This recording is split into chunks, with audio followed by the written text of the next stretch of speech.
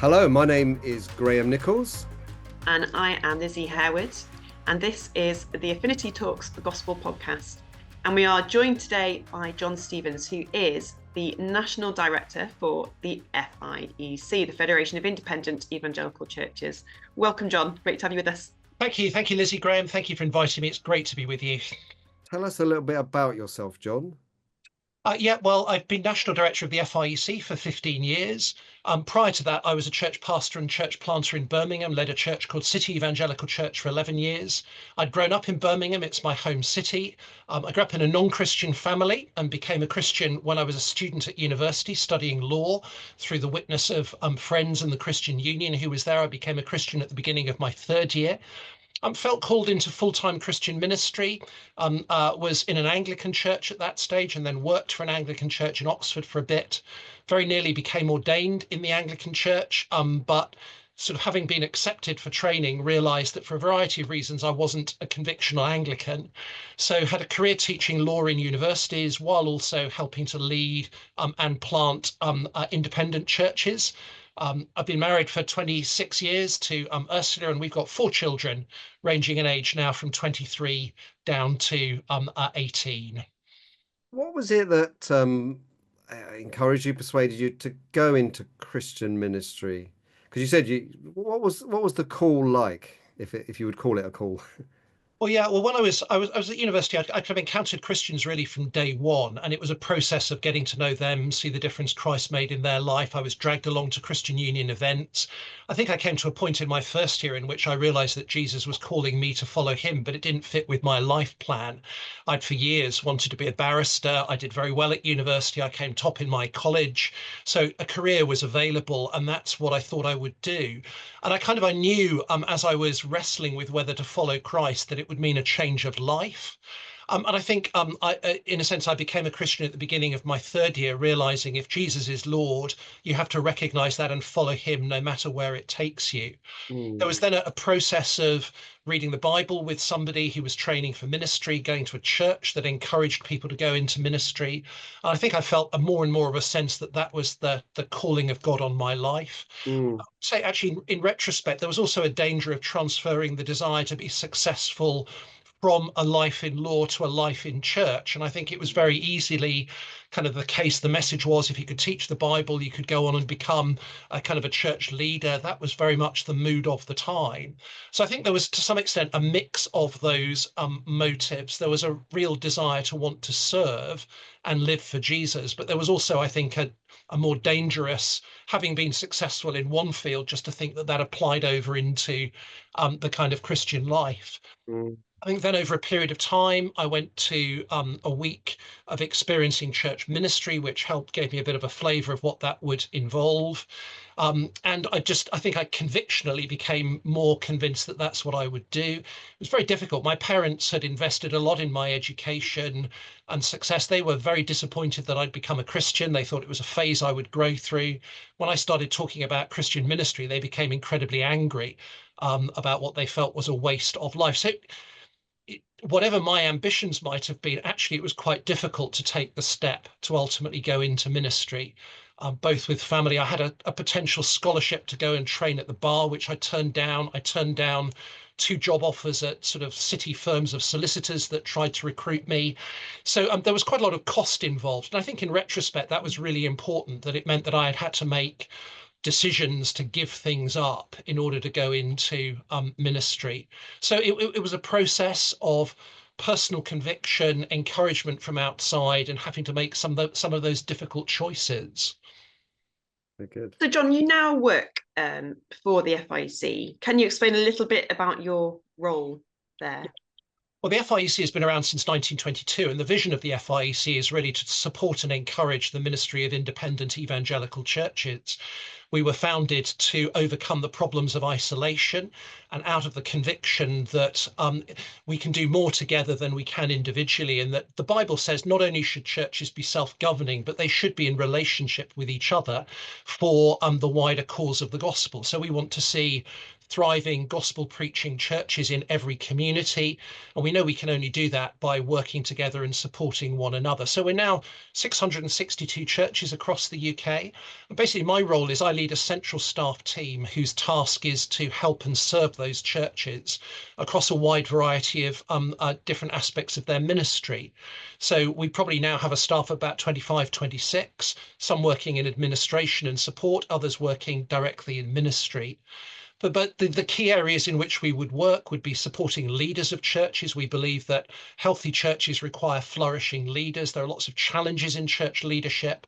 So we want to provide help and support to church leaders, provide them with mentors and models to be able to learn from, training and raising up the next generation of gospel workers for churches. We had a conference just a couple of weeks ago with 70 people thinking of full-time Christian ministry, which was wonderfully encouraging.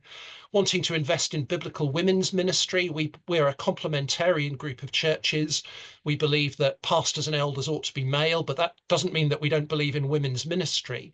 And so we want to encourage women to be able to use the gifts God has given them in the life of the church. We believe that there's a place for women teaching other women and developing good skills of biblical interpretation and theology. So we want to encourage and promote biblical women's ministry. We want to provide support and help for smaller churches and revitalizations.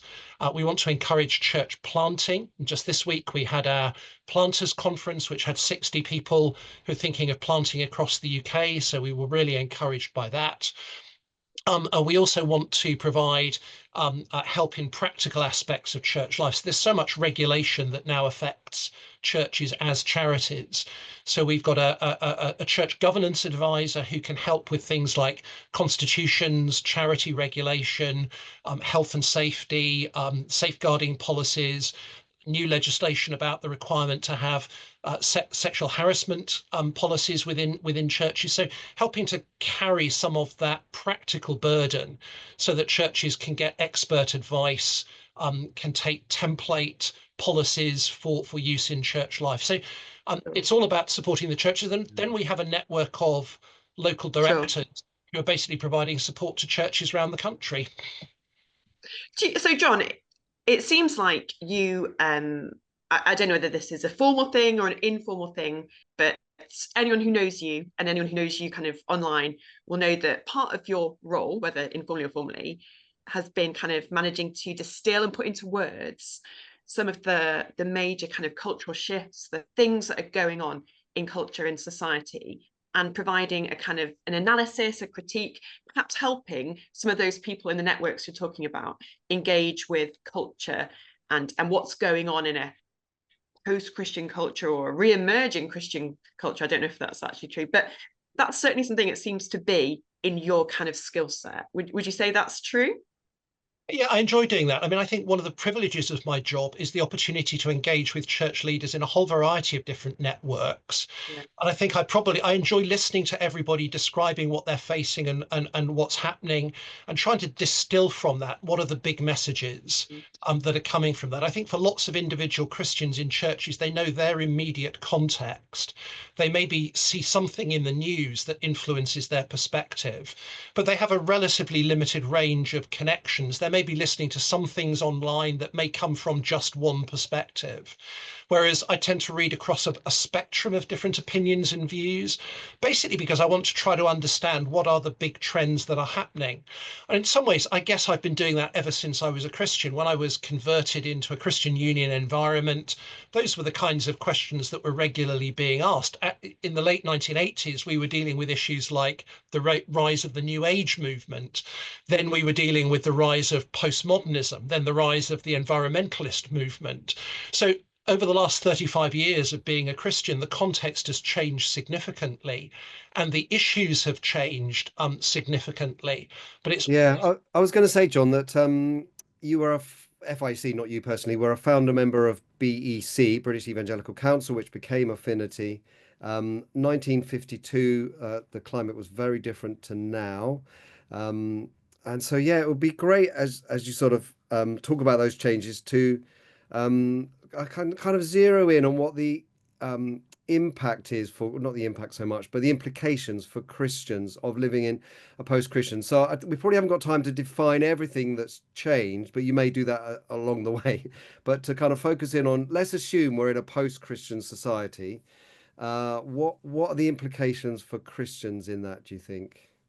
Well, what do we mean by post-Christian society? That's quite a complex idea. I mean, at one level, I think it means that Christianity is no longer a dominant philosophical perspective, worldview that most people would look to as shaping what a good life ought to be like. I think even in 1952, even Mm, when the majority of Christianity would have been a liberal Christianity rather than an evangelical Christianity, there was still this perception that Christianity underpinned society, its yeah. institutions, people's lives. The majority of people were still baptized in church, married in church, buried in church. Christian teaching would have been central to schools and assemblies. There would have been at least the paying of lip service to Christian values within Mm, society as a whole. People would have affirmed the Ten Commandments as being a good framework for life.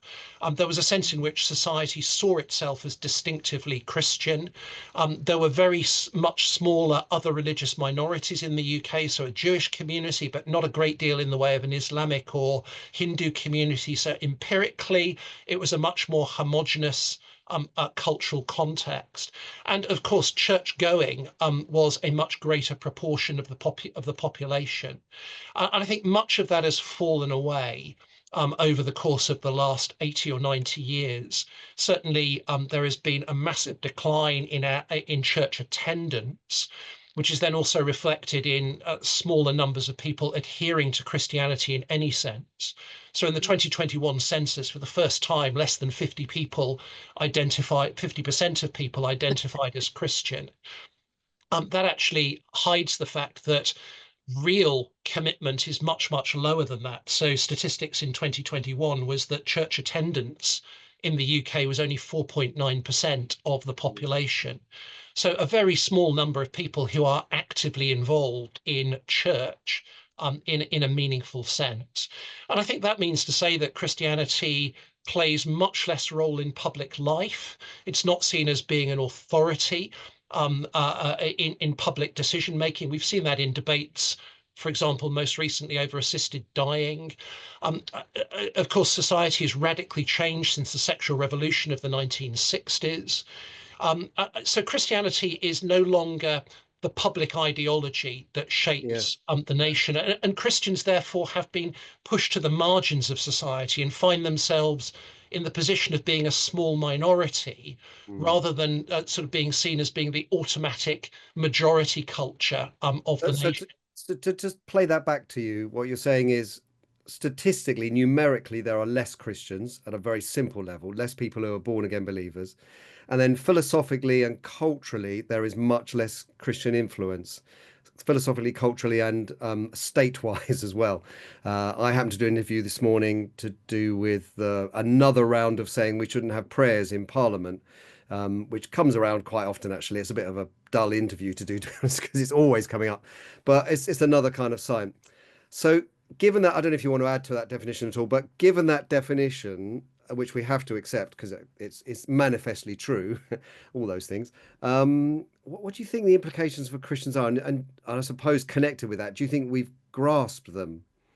Well, just to come back on that, I do think if you were listening to Christians in the 1950s, they would have said there are very small numbers of evangelicals. Yes. Obviously, the Billy Graham movement, Haringey back in 1954, there were great numbers of people who became Christians, but really there'd been a decline in evangelicalism and real Christianity from 1858. Actually, a spectacular collapse after the First World War. So I don't think we should have any illusions that in the 1950s there was a very significant evangelical population. In fact, evangelicalism was despised, seen as intellectually lacking all credibility. Mm. Majority of the churches were either ritualistic or liberal in their theology, but they at least formed part of a wider liberal Christian culture in Yeah. which, in many ways, what you might call historic Christian ethics were regarded as being good and beneficial, even if there wasn't that Christian belief in Jesus as the Son of God, the cross, the resurrection. So it was a Christian culture in a Mm. a folk religion sense rather than being genuine believers. And in large measure, what has dropped away is that folk belief, folk attachment to Christianity. In some ways, there's a case to be said that evangelicalism is stronger now than it was in the 1950s. Yeah. So evangelicalism has grown over that period of time. So there are probably more genuine born again real Christians as we would understand that, but in an environment in which the cultural framework has totally changed.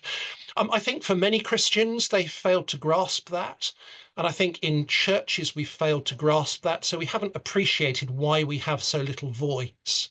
So I think very often Christians live in their bubble world, and they don't really realize how much it's changed outside of that. So in multiple instances, Christians think that they will be able to persuade the rest of society to adopt their moral position and their moral view. And time again, they discover that that has not been possible. And I think that's basically because the wider culture simply doesn't share their perspectives and their starting point. So for many Christians, the experience has been one of what feel like a sequence of failures. And I think for some Christians, they've not understood why that's happened. And different generations feel it differently. So the older generation, their experience has been one of consistent loss, the disappearance of a culture that they took for granted. I think my generation and others, well, we were won over by a vision of we can change the nation. And I think for us, we tend to feel a measure of having failed to be able to accomplish that in the way that we hoped. And then I think there's a younger generation for whom they just take for granted they're a small minority in society. They've never known anything else, and they more instinctively are able to cope in that world. So your perspective on what's changed, I think very much depends on your age and what you were used to. But I think a lot of the church needs to just simply wake up to and recognize the reality of where we are.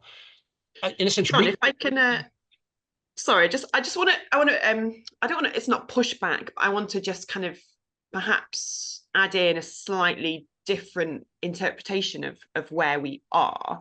So you were saying that we've lost Christianity, or sort of cultural Christianity, or the kind of folk years, and obviously something else has come in to take its place, and perhaps there's lots of different things that we could argue has taken its place. But I wonder whether, with the likes of people like Tom Holland and Glenn Scrivener, obviously Glenn Scrivener is a Christian, Tom Holland, and even to some extent other people, other sort of cultural commentators like Jordan Peterson, we're hearing of a resurgence of discussion about Christianity in a much more positive way.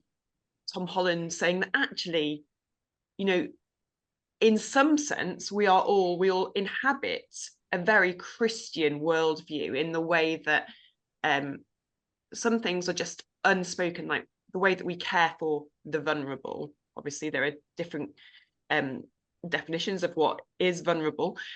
The way that we kind of look out for the oppressed, the way that we have, schooling and NHS for all. There's a lot of Christianity that has embedded into our culture. And then a lot of these commentators are now kind of saying, hold on, this resonates with a good design for life. Whether they actually get to grips with the gospel and understand that you can't have the fruit without the root, I don't know. But would you not say that there's a zeitgeist, there's something in this moment that could be sort of monopolized on? I completely agree with that. And I think that change is all relatively recent. And I think we do need to recognize that at the moment it's relatively small.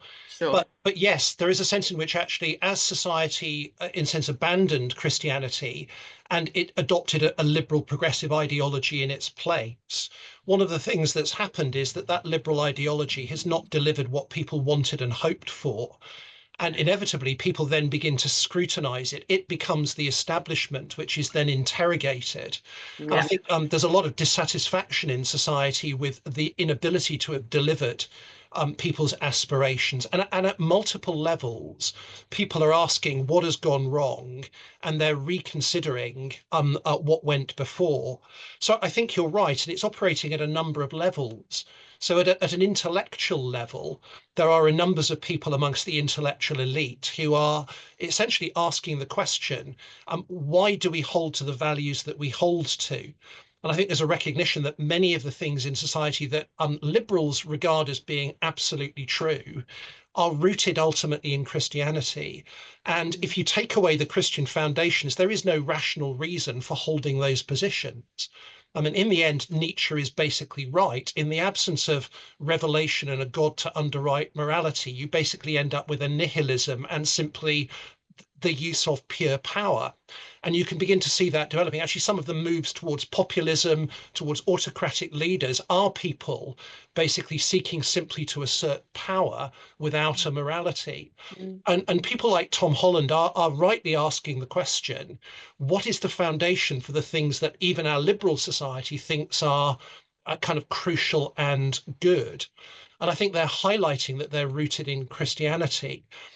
Having said that, for some of those people, they want those liberal outcomes, but they don't have the personal faith that would underwrite them. It's an irony hearing people saying this is dependent on Christianity, but they're not being Christian believers themselves, which I think is a very unstable position.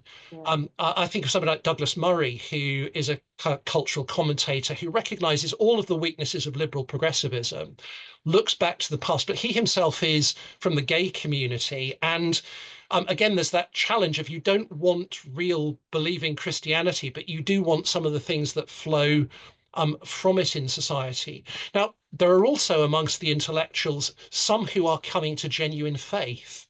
So amongst some of that intellectual group, there are people who have said that they have come to faith in Christ, so gone that step further. Now, whether any of those turn out to be the C.S. Lewis of this generation, I think remains to be seen. But there is something going on at an intellectual level.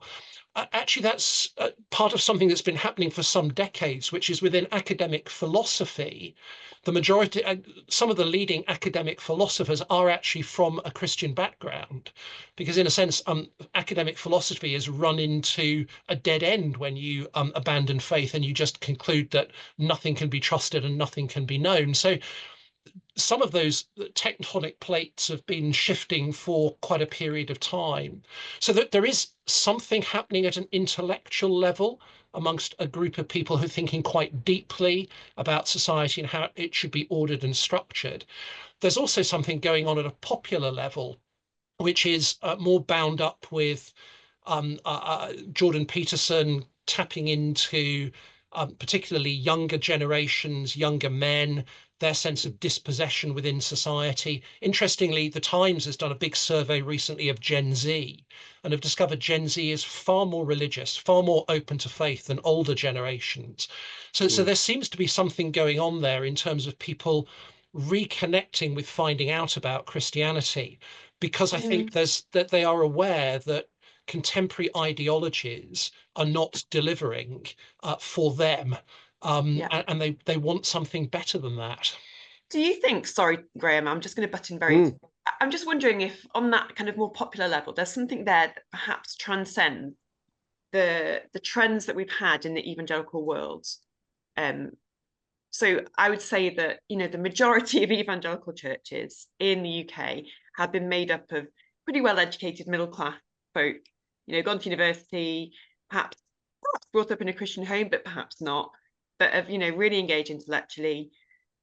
And what I'm seeing now, so I live in a city in South Yorkshire, Doncaster, and I think we're seeing more of that kind of grassroots interest, perhaps because there's a bit of cultural fatigue, perhaps because some of the folks around us are seeing the shortcomings of this kind of, progressive liberalism.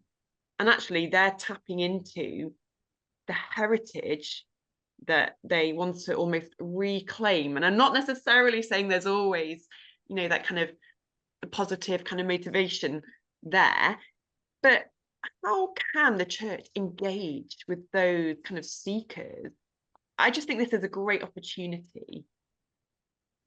I think you're absolutely right. I think this is a moment of opportunity. Across FIEC churches, we are hearing from church after church more church growth than has been seen in the last couple of decades in terms of people coming into church, people turning up at church, even if they haven't been sought out by the church. Mm. I think there is an issue in society that people lack hope. Mental health issues are massive. The burden of having to create your own identity is very heavy on people. So people are looking for meaning and for hope, particularly in that younger generation, in a way that I think is different. And it does provide an opportunity for us to connect with people and share the good news of the gospel with them. I think churches in the past, we've tended to be apologetic about what we believe. We've maybe tended to think we have to change what we believe to fit with the culture, rather than realizing that it is a countercultural message that is exactly what people need to be hearing. So I think confidence in the gospel, and actually confidence in the power of the church community, I think it is something about the community life of the church that is really attractive. That what ultimately draws people in to know Jesus is they come into the community of the church and they find people who are clear in understanding who they are and what they believe, but they also see loving relationships within that community that are basically unlike what they have experienced in the wider world. They see functioning marriages, functioning families. They see multi-generational friendships and relationships. They see the crossing of ethnic divides within the life of the church. And that is really compelling to people. So it's both the gospel message, but it's the compelling nature of the church community that is drawing people in. And I think we do need to maximize the opportunity that's available to us. I think it's worth reckoning it is very complex because different communities and different groups are in different places. Mm. So what is taken to reach boomers is very different from what's taken to reach Gen Z. All the statistics are that women generally are in a different place to the position that men are in. So there isn't a kind of a universal way of approaching people. I think we've got to be bringing the gospel to bear at all of those different sub-communities in the way that both connects with them and particularly challenges them. So I don't think it's simplistic at all. We're dealing with a sort of a multiculture of Yeah. people at quite different places, and it's going to require considerable skill to Mm. bring the gospel effectively to all of those different subcultures. Yeah. Or what will happen is you'll have churches that are reaching one subculture but not another. But it's not the case that everybody is thinking in the same way at the same time. Yeah, I mean, it probably never was, but I think that is particularly so.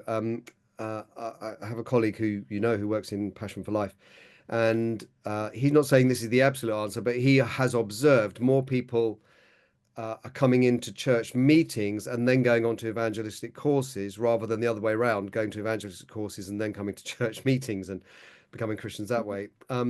But which I think is true. But then if you say, well, that's the answer for everybody, we just need to get them into church gatherings, then you probably do miss out a whole demographic.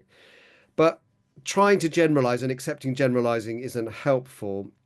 Just it would be helpful to maybe speak into the thing. My general observation is the traditional apologetics about creation and sort of philosophical reasons for God are less of interest and more of the practical, relational ones that seem to work better. I'm not saying that's necessarily a good thing because we do need to talk about objective truth, but that's just my observation. And it may be an age thing, but is that true in general, but not in every case?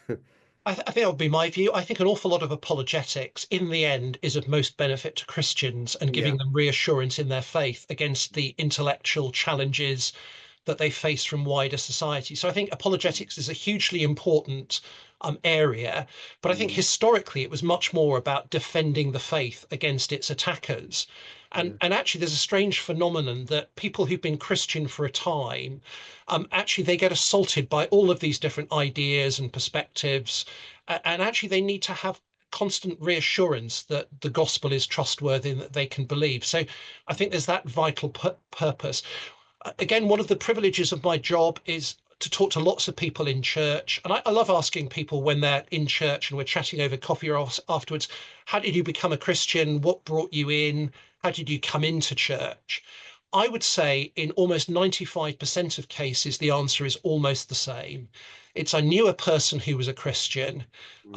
They shared something of their life with me. I saw something about them that was different. They spoke about Jesus to me. I found that compelling. They invited me along to church. I went. I discovered church wasn't at all what I was expecting. I'd never seen anything like it. It was totally different. And I found myself going back. And then over a period of time, I heard this message and I ultimately came to realize that I believed it. And I think that encounter with real Christians, seeing the difference in their life, the example of their life plus their words plus the community, is in the end what compels people. I haven't really ever met anybody who has said, I was intellectually convinced to become a Christian. But there was a load of rational arguments that just cleared my doubts away, and I made an intellectual decision to believe. It's much more encountering people in the community, and through that coming to know Christ. And often people become Christians despite a whole load of doubts that they then sort out afterwards. Yeah. And I think that just shows, doesn't it, that God is primarily relational. He doesn't seek us to refine our academic understanding of issues before he has a relationship with us. And that's been the experience at our church. I would say, although we have had a lot of those cold contacts. I don't know if it's the same for you, Graham, but we've had a lot of cold contacts, particularly during and after COVID.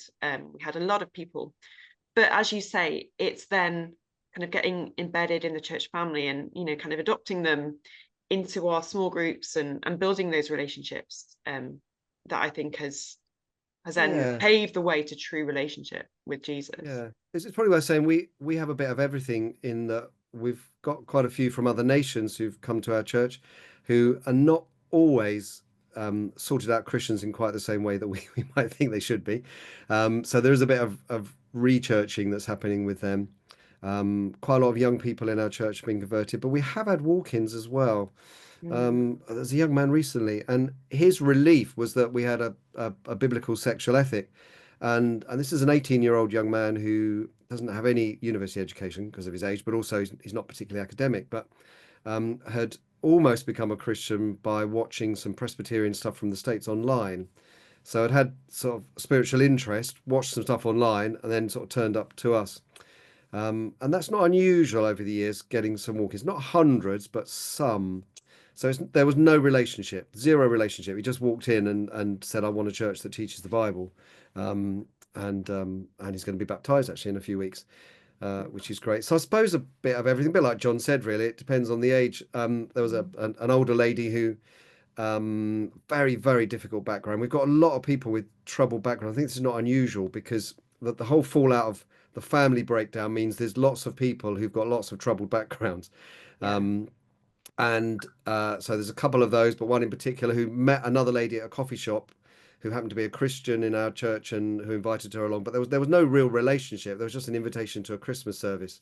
And it's probably one of the very few that came to a Christmas service and then got converted, because normally Christmas services are a bit disappointing, aren't they? You get another 100 people turn up, but then none of them turn up the following week. But so I suppose a bit of everything.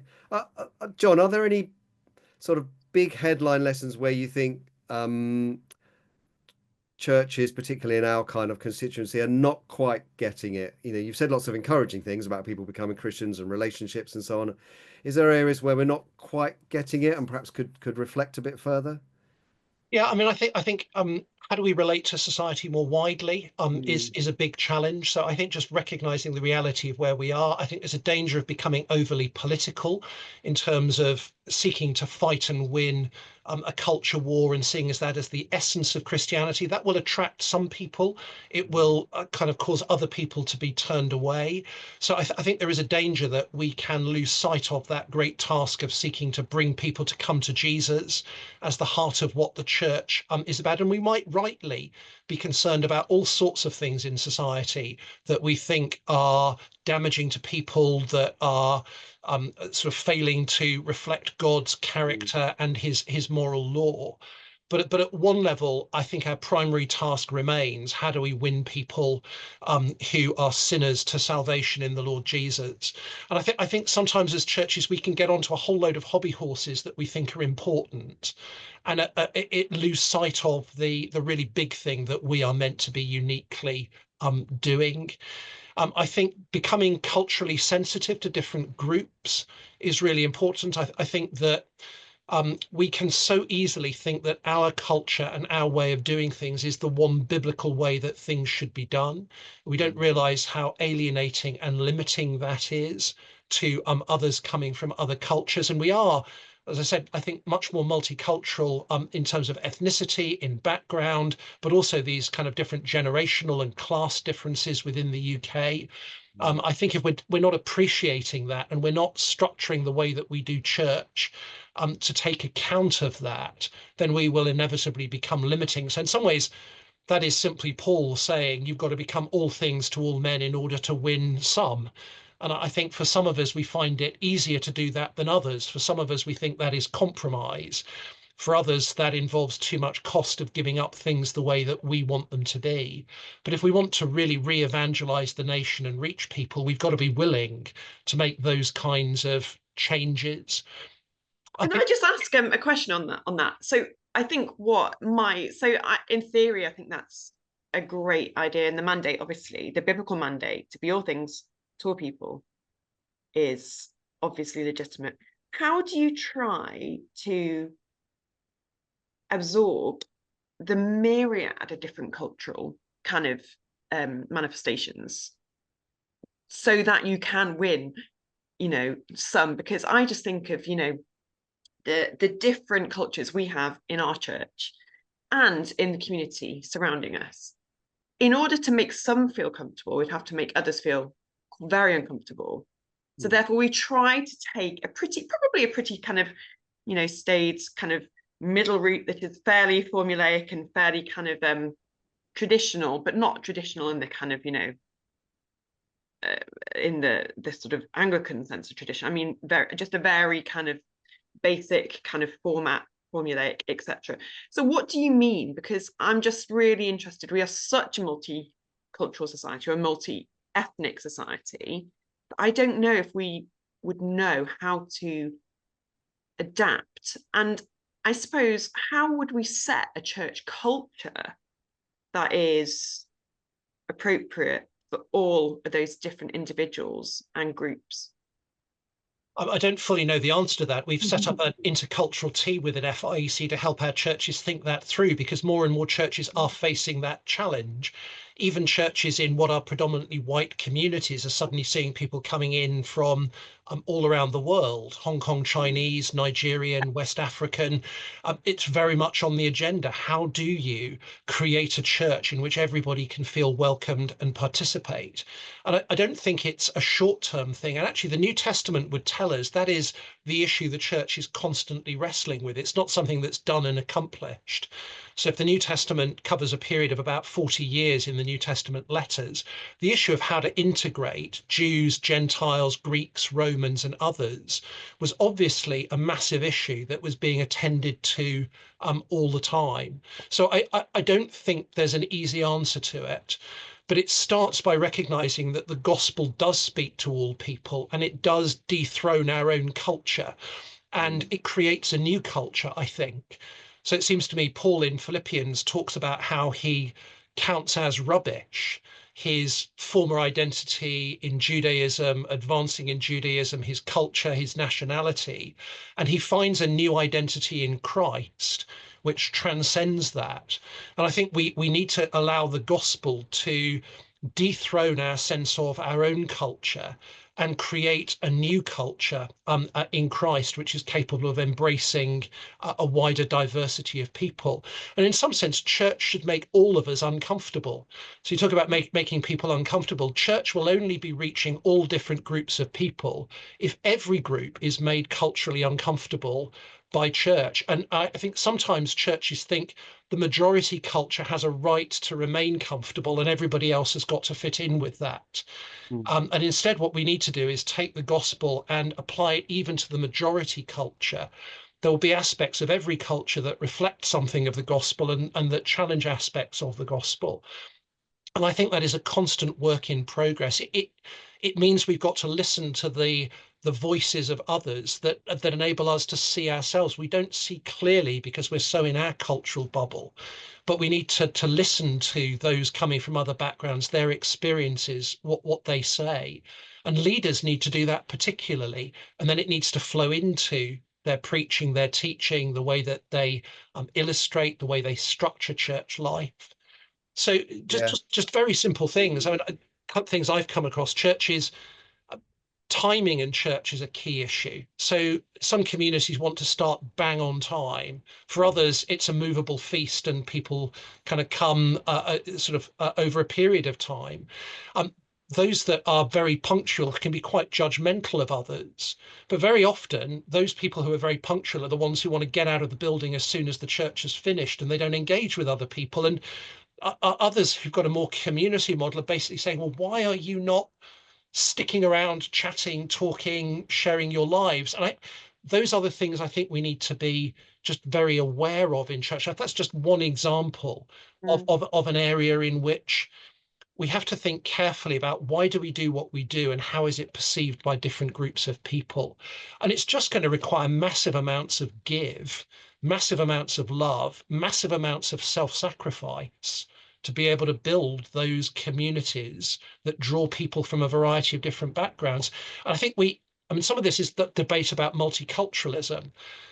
In the gospel, we are not about making everybody like me. It's not about creating a new homogenous culture. It's about finding a way that within the gospel, the multiplicities of our cultures can be expressed and honored in a way that keeps the body united, but also reflects its continuing difference. Yeah, I mean, it's a helpful illustration about timing. I mean, it's a complex one as well because of people's, I suppose, perception that it's quite selfish of those who are late and so on. So I think it's a thing to talk about, not a thing to simply say, well, one group is right and one group is wrong. To say the late ones are wrong or the ones judging the late ones are wrong. I mean, they're wrong to judge, but maybe not wrong to think a particular. And that is in a way that's one of the simplest examples. It gets more complex with others. And when you live in this particular country, how much you would accommodate. We have a number of Indian families in our church, for example. I've spoken to them about do they want some Indian hymns sung from time to time, and they're saying, why would we want to do that when we're not living in India? So but it's more that you're having the conversation, I think, rather than saying, okay, I've got to do these set of things. I've got to include everybody in every meeting in this way. So not being formulaic, but being relational and discussional. I think it's really helpful, by the way, that you mentioned about class and age cultural overlap as well, or lack of overlap, because that's probably as significant as the national one. I just want to not even push back, but just, I suppose, talk a little bit about cultural warriors.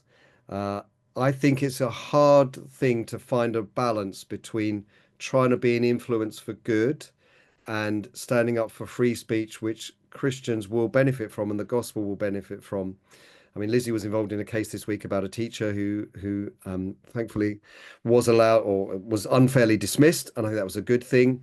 Affinity don't campaign, generally speaking, but we've been a little bit more involved with the conversion therapy and with assisted dying more than with anything else ever, because I think they're fundamental issues which are not just, well, we'd like society to be like this, but actually we think this will be terrible for the rest of society. So, but I think it's a matter of priority, I think, isn't it? Rather than saying we should or we shouldn't be involved, I think our priority is making disciples and teaching them how to follow Christ. That will have a cash out sometimes into trying to be good in society, but if that shouldn't be our top priority. Am I I think articulating? Yeah, go on, Lizzie. I mean, my take on it, Graham, is that in the whole kind of I hate this phrase, but in the whole ecosystem, you Yeah. need those people who are going to be passionate about particular subjects that have a gospel mandate, for example, abortion or free speech. And I'm not, particularly a campaigner, but I felt that this was something that in my role with the Association of Christian Teachers, I just felt that it was the right thing to do, that to support Christy in that particular case. I think that, when we talk about the church, I think we need to be careful by what we mean, because there will be people who perhaps have a calling to do much more advocacy because God says in his word that it's wrong to take life, or that, you should be defending the vulnerable, and that, we see the vulnerable as the unborn or the elderly or the unwell or whoever it may be. And I think that is right. And I think sometimes those people should be, I wouldn't say blunt, but they should be courageous, and they should have, they should have the support of the church. But I think when that becomes divisive, and when the vitriol is transmitted through words that can so easily be written on a computer screen, that's when I think sometimes Christians let themselves down. I don't think that doesn't mean that we can't have some debate and robust discussion. I think that's a good thing to do, and to show the world that we can have that discussion and yet remain brothers and sisters, and remain loving one another. I that's my take on it. I don't know what you think, John. Yeah, I mean, I think Christians engage in a multifaceted way in the world in which Christ has put us. And I think you do see that in the New Testament. There is the place for Paul defending civic rights. So I'm completely for defending freedom of speech, for freedom of religion. Those are things that need to be fought for and defended. Paul wanted to defend the right for the church within the Roman Empire to enjoy protection. He asserted his rights as a citizen. He argued against injustices and misuses of the legal system. So that was clearly part of what he did to enable the gospel to flourish and to enable the gospel to grow. The church is called to be a prophetic voice. You can't read the prophets of the Old Testament without hearing how the church declares to the world and to the authorities God's demand and what God sort of asks of people. I think that is an inevitable part. The New Testament stresses that Christians are to do good in society. 1 Peter is filled with do good in a pagan society, and that is both a witness, a commendation of the gospel, and a good thing in and of itself. And again, we were talking about some of those intellectuals recovering a Christian perspective. Well, as they've looked back to the Roman Empire, what they've seen is the tremendous impact that Christians had by doing good in the church, and that had a big impact on society around them. So I think that is all part and parcel of what the church can engage in doing. I think my caveat is to want to say that needs to be in the context of the bigger mission of the church, which is to make disciples and bring people to know sort of Jesus. It is not the mission in itself. And I think we mustn't fall into thinking that bringing about some kind of moral reformation to some degree within society is itself the achievement of Christian mission. It's part of what we do because we are Christians, but it's not in itself actually the mission that Christ has primarily given us. And I think the danger is not to lose perspective on what is the unique thing that the church ought to be doing as we call people to salvation, and as we build a community which is anticipating the new creation to come. So it's both and, but in a right priority, it would seem to me. And you're right, different people will have different hearts for different things. The job of church leaders is to try to hold all of that together with right priorities and perspectives. And I think that is a massive challenge when you increasingly have people who always want you to support their thing as the most important thing. And you might think it's important, but it's part of a bigger picture that you're trying to hold together. Yeah, and I think definitely in all of this, there's a challenge in respecting people may take a different view than me on quite what their priority is in a given week, and as well as not wanting people to be intemperate in their language. I need to not be intemperate in my language about their language. So I think there's discipline for us all. We have run out of time. It's one of those things that you could pull on any of those threads for quite a long time. But it's been really helpful, John, talking to you. We really appreciate your time. Thank you, Graham. And thank you very much. Thanks, Lizzie. Yeah, thank you very much, all of you. Great to have you.